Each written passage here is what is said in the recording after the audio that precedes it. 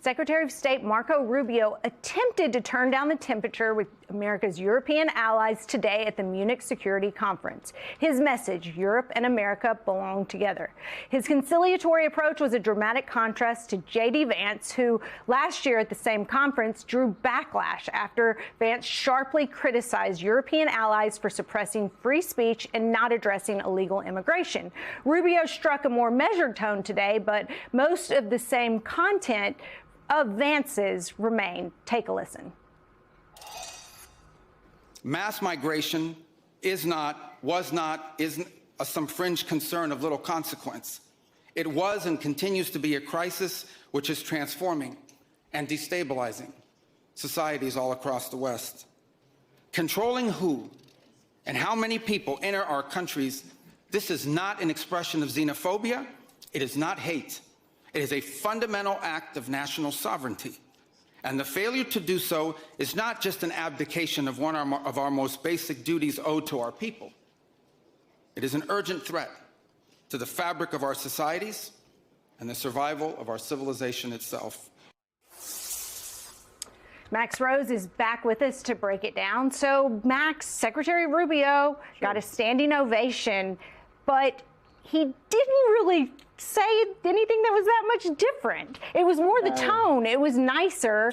And I don't think that anything fundamentally changed. And the Europeans know that. Everyone in the audience knows that. But it just was all about tone. Yeah, I mean, look, I feel like it's like after an act of domestic violent abuse that, you know, he was just nice to them thereafter, and they wanted to applaud him for it.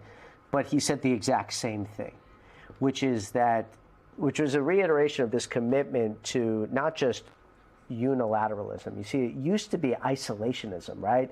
We don't want to help you, we just want to help ourselves. But you see, that's not Trumpism. That's not MAGA extremism. What they're doing is saying we want to be isolationist in terms of our rejection of any alliances, but we also still want to engage in military adventurism still. We want to still conduct forever wars abroad, whether it is in Venezuela. We want to have more troops in the Middle East today than we did before Donald Trump became president, and we want to engage in a forever war here at home with the deployment of a paramilitary force to communities throughout America. So just because Marco Rubio has a PhD in making crazy sounds sane does not mean that this is not extremism writ large. What did you think of AOC's speech or her remarks where she basically said, and I think this connects with what you're talking about when you point to Rubio's work in other parts of the hemisphere right now, you know, that there already is no like rules-based order when it comes to people of the global South. Yeah, and I actually appreciate her saying that there never was, and there probably never was. It was probably just kind of language used by the elites to put themselves at ease. But what I really appreciate about what she said is connecting domestic economic turbulence and skyrocketing wealth inequality with global instability. And the ways in which, you know, when you have the top 1% holding and gathering an ever greater percentage of wealth creation, that undeniably leads to authoritarianism. It undeniably leads to rising global conflict. And the connection of the two is absolutely vital. And for her to say, to talk about domestic economic policy at a place like Munich, which has traditionally been allergic to that type of talk. Traditionally, they want to hear about the UN, the IMF, international institutions, world-based order, military funding. They don't want to hear about tax rates. They don't want to hear about domestic policy. But the two are inextricably connected, and kudos to her for doing that. She also, you know, one of the things that this year I was surprised about, I wasn't surprised about it because, I mean, Jesus Christ, it's so overdue. Tech and AI was really at the forefront of the Munich agenda this year in a way that it hasn't been before. And so much like she brought in the domestic, you know, the way that we are looking to secure the world has fundamentally changed. Yeah, it has. And it was just reported that, for instance, Anthropic, their technology was used in coordination with other entities to conduct an attack.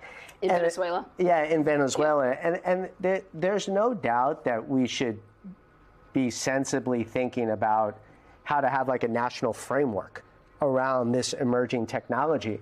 But what was also really interesting is you didn't see someone like AOC or others talk about abolishing AI. Well, you can't abolish AI. Nor should you even think about doing it. That's not a thing. There are folks talking about it, and it is like you can't abolish. I don't think you can't abolish it. You can't have moratoriums on it. But what there was and what there is going on is a global competition. Yeah. In and around AI. Is China the winner? Is America the winner? And who gets to create the wealth associated with it to actually fund things like universal health care, to fund things like more infrastructure, to fund things like an increased minimum wage. And I did appreciate in these conversations in Munich, which we haven't seen before, that folks weren't talking about abolishing AI, but they were talking about sensibly regulating it. And that's a positive thing.